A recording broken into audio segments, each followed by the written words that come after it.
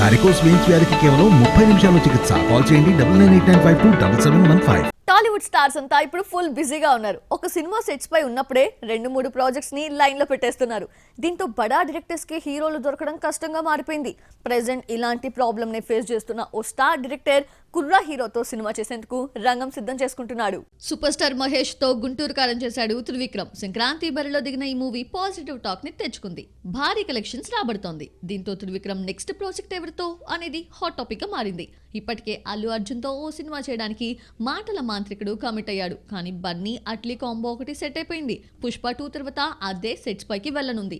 అందుకే Trivikram cinema final అయ్యేందుకు ఇంకాస్త టైం పట్టే ఛాన్స్ కనిపిస్తోంది.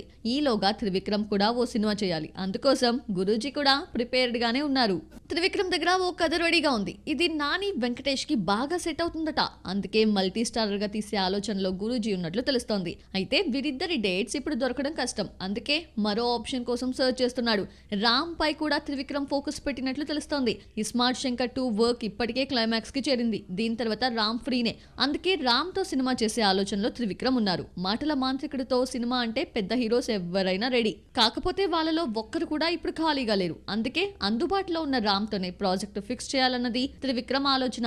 మరి ఈ ప్లాన్ ఎంతవరకు వర్కౌట్ అవుతుందో చూడాలి. నయనతార అన్నపూర్ణి సినిమాపై చర్చ మరింత పెరిగింది. ఓటీటీ ప్లాట్ఫామ్ నుంచి నెట్ఫ్లిక్స్ ఈ ప్రాజెక్ట్ ని తొలగించడంపై వెట్రిమారన్ హాట్ కామెంట్స్ చేశాడు. దీంతో ఈ గొడవ ఇప్పట్లో చల్లారేలా కనిపించడం లేదు. అన్నపూర్ణి నయనతార కెరియర్ లో వచ్చిన 75వ మూవీ. ఎప్పుడూ లేనంతగా ఈ సినిమాపై విమర్శలొచ్చాయి. హిందూ మత విశ్వాసాల్ని కించపరిచేలా సీన్స్ ఉన్నాయని కొన్ని సంఘాలు గోలగోల చేశాయి.